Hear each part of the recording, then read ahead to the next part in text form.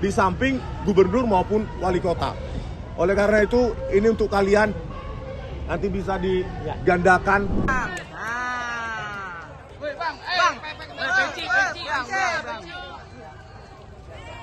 Warahmatullahi wabarakatuh. Baik, hari ini kami memenuhi panggilan dari Polda Metro Jaya yang telah secara sepihak dan zalim menetapkan klien kami sebagai tersangka dengan bukti-bukti walaupun banyak tidak memiliki relevansi dengan apa yang dituduhkan dan tidak pernah diketahui secara pasti apakah bukti itu bisa menguatkan tuduhan ada pencemaran, tuduhan ada menyerang kehormatan yang dilaporkan oleh saudara Joko Widodo. Walaupun ada 700 bukti, ada 130 saksi dan 22 ahli, itu semuanya versi penyidik. Kalau tidak ada relevansinya maka tidak bernilai. Saya ambil analogi untuk membuktikan seorang itu adalah perempuan, salah satunya dia head.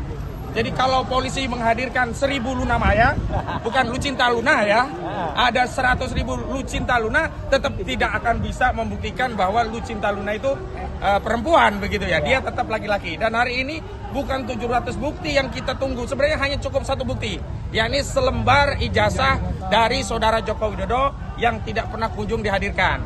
Yang kedua, kami ingin tegaskan bahwa Polda Metro Jaya telah melakukan tindakan yang melanggar presumption of innocence, yakni saat pemanggilan telah secara jelas menyebutkan nama-nama klien kami tanpa menyebut inisial. Padahal awalnya sudah disebutkan secara inisial, tetapi saat pemanggilan yang menjelaskan 3 mekanisme baik dilakukan secara langsung, dikirim lewat WhatsApp dan lewat pos, itu secara tegas menyebut nama-nama. Kalau nama-nama itu muncul dari media, wajar. Tetapi kalau itu dari aparat penegak hukum, itu sama saja. Polda Metro Jaya telah melakukan apa yang disebut pelanggaran asas hukum, presumption of innocence. Yang selanjutnya, hari ini klien kami ada panggilan sebagai tersangka. Padahal ada satu terlapor yang naik juga menjadi tersangka belum diperiksa. Artinya ada target-target yang sifatnya prematur terhadap klien kami dan ini kami kuat dugaannya ini bukanlah proses hukum murni tapi ada proses yang melibatkan tangan-tangan kekuasaan diawali dengan tuntutan-tuntutan pendukung Jokowi untuk segera menetapkan tersangka dan hari ini mereka melakukan tuntutan-tuntutan untuk menetapkan tersangka menjadi tahanan. Saya tegaskan hari ini yang harusnya segera ditahan adalah Firly Bahuri yang sudah 2 tahun lebih sudah tersangka. Tetapi Polda Metro Jaya tidak melakukan tindakan apapun. Karena itu hari ini kami yakin klien kami pun tidak akan dilakukan penahanan sebagaimana Polda tidak melakukan penahanan terhadap Firly Bahuri. Selanjutnya yang harus ditahan karena berkekuatan hukum tetap adalah Sylvester Matutina. Karena dia sudah inkrah. Dan Sylvester Matutina saat penyidikan di tingkat kepolisian tidak pernah ditahan. Karena sebelum menjadi terpidana, dia dulu pernah menjadi terdakwa dan sebelumnya juga pernah menjadi tersangka. Dan dalam proses tersangka itu yang pasalnya juga sama, penghinaan dan fitnah 310311 KHP, saudara Sylvester Matutina tidak pernah ditahan dalam prosesnya. Karena itu hari ini sebagai bukti bahwa negara kita negara hukum, Polda sedang menjalankan penegakan hukum, tidak ada proses penahanan terhadap klien kami. Selanjutnya dari koordinator litigasi Bang Petrus Celestinos kami persilakan. Bismillahirrahmanirrahim. Pertama-tama, alhamdulillah terima kasih telah hadir membersamai kami. Jadi kami hadir, saya Dr. Ismon Sianipar dan juga Dr. Tifa yang sudah ada di dalam bersama para kuasa hukum kami dan para mak-mak dan juga supporter, ada juga dari Muhammadiyah yang juga membersamai ya, yang baru mendampingi kami dan semua yang ikut ya hari ini mengucapkan terima kasih dulu atas kebersamaannya. Dan kami ini kenapa saya harus mengucapkan terima kasih? Karena kami hadir bukan mewakili pribadi. Saya bukan mewakili saya sendiri, Dr. Ismon tidak mewakili Dr. Ismon sendiri, Dr. Tifa juga tidak. Kami mewakili seluruh rakyat Indonesia yang menginginkan perubahan atas negeri ini. Ya, negeri ini sudah lama lebih dari 1 dekade mengalami suatu rezim yang sangat jahat, sangat bengis dan utamanya adalah apa? Yang telah menggunakan segala cara, menggunakan segala daya, termasuk ada penggunaan ijazah palsu yang kemudian tidak berani terbongkar sampai dengan sekarang. Dan kami ini juga untuk menegakkan kebenaran. Jangan sampai Pak Prabowo Subianto sebagai presiden yang ada sekarang mengulangi kesalahan yang dilakukan pada rezim yang lalu yang telah mempidanakan ya 2 anak bangsa yaitu Bambang Trimulyono dan juga Gus Nur ya. Masa rela Pak Prabowo malah menambah dengan angka saktinya. Pak Prabowo kan suka angka 8 ya. Masa di rezim Pak Prabowo tambah 8 lagi yang akan dipidanakan.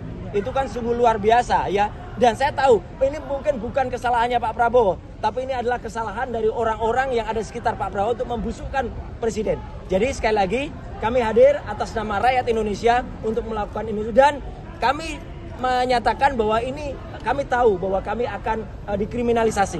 Dan kenapa kami tahu? Karena apalagi setelah saya, Dr. Rizwan dan Dr. Tifa itu udah merencanakan akan menerbitkan buku yang kedua. Buku yang kedua judulnya ada Gibran Black Paper. Dan itu terbukti dengan saya pulang minggu yang lalu dari Sydney dan membuktikan bahwa Gibran memang tidak punya ijazah SMA. Ya, SMA-nya tidak hanya SMA luar negeri, tapi bahkan kalau disetarakan dalam negeri. Dan ini yang semakin buat panik. Dan kemudian justru ini adalah langkah kita untuk semakin menegakkan kebenaran. Saya kira itu, dan nanti Dr. Rizwan akan menunjukkan. Terima kasih. Berarti sudah siap ya Mas? Nanti buktinya kita berikan. Tapi bawa buktinya udah. Berarti sudah sangat siap ya Mas ya? Bang Rizwan. Ya. Pertanyaannya apa? Siap nggak Bang nih pemeriksaan hari ini Bang? Masalah siap atau enggak? Ya, harusnya penyidik yang harus lebih siap untuk menuduh kami mengedit atau merekayasa.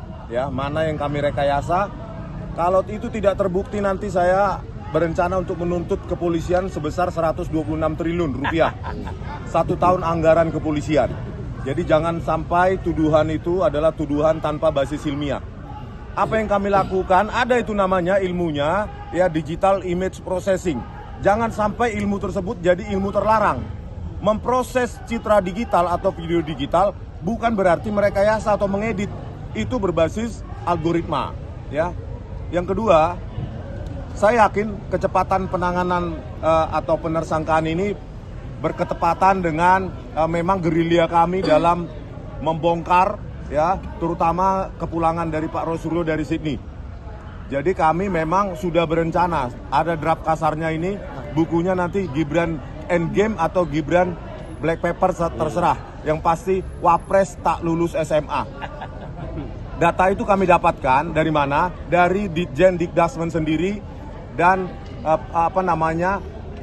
temuan faktual yang ditemukan oleh Pak Rosuryo. Oleh karena itu ini akan kita edarkan, kalau bisa gratis ya Mas ya. PDF-nya kalau bisa kita buat gratis, dan ini saya titip kalau mau digandakan secara gratis juga saya titip ke pengacara. Ini worst case scenario, siapa tahu terjadi hal-hal yang tidak diinginkan, ya kan? Secara cuma-cuma untuk seluruh rakyat Indonesia, bahwa kita, sayangnya negara sebesar ini memiliki wapres yang tidak pernah lulus SMA baik dalam maupun luar negeri, tidak pernah punya ijazah SMA baik dalam maupun luar negeri. Apa yang dia tempuh adalah, ini menurut Ditjen Dikdasmen, sekolah di Orchid Park Secondary School sampai kelas 10 atau kelas 1 SMA, dilanjutkan dengan diploma di UTS Insearch. Bayangkan, kelas 10 atau kelas 1 SMA plus diploma yang harusnya pendidikan tinggi awal D1 itu disetarakan dengan SMK bidang akuntansi dan keuangan. Artinya apa? Itu kan ekivalensi yang sangat fatal. SMA kelas 1 plus diploma setara dengan SMK. Berarti wapres kita ini tak pernah lulus SMA dan tidak pernah lulus atau tidak pernah punya ijazah SMA. Oleh karena itu, Pak Prabowo Subianto, jangan sampai ini menjadi dibawa ke arena politik. Kami peneliti, kami berhak meneliti dokumen publik. Kenapa dokumen publik? Karena Joko Widodo pernah menggunakan ijazah itu sebagai presiden, di samping gubernur maupun wali kota. Oleh karena itu, ini untuk kalian, nanti bisa digandakan.